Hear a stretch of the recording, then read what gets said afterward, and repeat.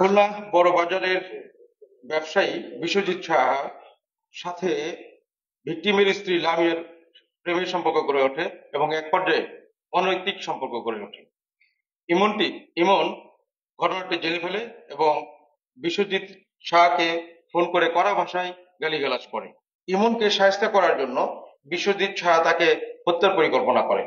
পরিকল্পনা বাস্তবায়নের জন্য তার ব্যবসা প্রতিষ্ঠানের পূর্বের কর্মচারী নাইম এবং আরেক ব্যক্তি মুন্সিকে নিয়ে মুন্সিকে ৬০,০০০ টাকায় ভাড়া করে। ঘটনার দিন সকাল ৮:৩০ ঘটিকার সময় তিনি, নাইম এবং মুন্সি ট্রাক স্ট্যান্ড কাঁচা বাজারের সামনে উপস্থিত হন।